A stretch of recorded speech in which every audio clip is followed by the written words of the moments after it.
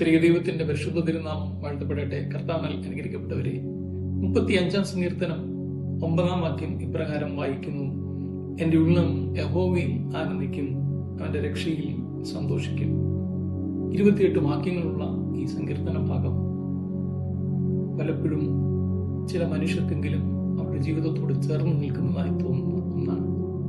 അത്രമാത്രം പ്രയാസങ്ങളുടെയും ദുരിതങ്ങളുടെയും പാരവെപ്പുകളുടെയും കുത്തിത്തിരിപ്പുകളുടെയും ഒക്കെ ഒരു കഥയാണ് പറയുന്നത്. 23 വാക്യവും അതുതന്നെയാണ് സൂചിപ്പിക്കുന്നത്. ഈ സങ്കീർത്തനക്കാരൻ 3-4 ഭാഗങ്ങളിൽ ദൈവത്തോട് ചോദിക്കുന്നുണ്ട്: നീ എനിക്ക് വേണ്ടി ഒന്ന് സംസാരിക്കണം, നീ മൗനമായിരിക്കരുത്, നീ മിണ്ടാതെയിരിക്കരുത്, നീ എനിക്ക് വേണ്ടി ഇടപെടണം എന്നൊക്കെ പറയുന്നുണ്ട്. കാരണം അത്രമാത്രം നിസ്സഹായമായ ഒരു അവസ്ഥയിലാണ് ഈ മനുഷ്യൻ കടന്നു പോകുന്നത്.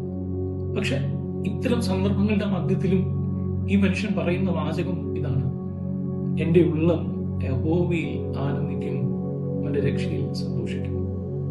അതുകൊണ്ടാണ് ഓർമ്മിപ്പിക്കുന്നത്, നിനക്ക് തുല്യനായിട്ട് വേറെ ആരും തന്നെയില്ല.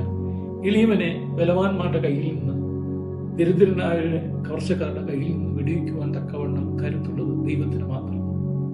അതുകൊണ്ട് എനിക്ക് ഈ പ്രതിസന്ധികളുടെ മധ്യത്തിലെല്ലാം അവസാനം പറഞ്ഞു നിർത്തുന്നത് പോലെ നിന്റെ നീതിയെ, ഞങ്ങളെല്ലാം നിന്റെ സ്തുതിയെയും വർണ്ണിക്കുവാൻ മാത്രമേ കഴിയൂ.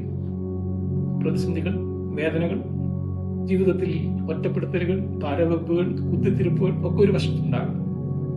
പക്ഷെ സ്റ്റിൽ ദൈവമേ, നിന്നെ ഞാൻ സ്തുതിക്കും.